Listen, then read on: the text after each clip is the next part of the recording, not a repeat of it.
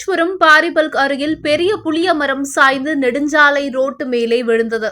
ராமேஸ்வரத்தில் ஏற்பட்ட கடல் சீற்றத்தால் மீன்பிடி விசைப்படகு நங்கூரம் அறுந்து தரை தட்டியது.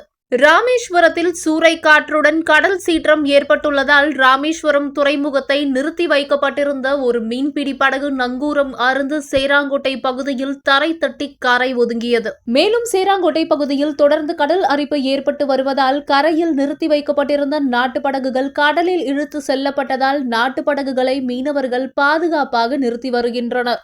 வடகிழக்கு பருவமழை தொடங்கியதில் இருந்து ராமேஸ்வரம் அடுத்த சேராங்கோட்டை பகுதி கடல் சீற்றம் அதிகரித்து வரும் நிலையில் ஆண்டுக்கு ஒருமுறை வீசும் இந்த சூறைக்காற்று காரணமாக கடல் அரிப்பு ஏற்பட்டு சுமார் 20 அடிக்கு மேல் கடல் நீர் கிராமத்துக்குள் புகுந்து வருவதால் வரும் காலங்களில் சேராங்கோட்டை மீனவ கிராமம் கடலில் இழுத்து செல்லப்பட்டு காணாமல் போய்விடும் என்பதால் இப்பகுதியில் உடனடியாக தூண்டில் வளைவு உடன் கூடிய துறைமுகம் அமைத்து தர வேண்டும் என அப்பகுதி மக்கள் கோரிக்கை வைத்துள்ளனர். மேலும் ராமேஸ்வரம் மீன்பிடி துறைமுகத்திலிருந்து நங்கூரம் அருந்து சேராங்கோட்டை பகுதியில் கரை ஒதுங்கிய பல லட்சம் ரூபாய் மதிப்பிலான பெரிய மீன்பிடி விசைப்படகை மீனவர்கள் மீட்கும் பணியில் தீவிரமாக ஈடுபட்டு வருகின்றனர்.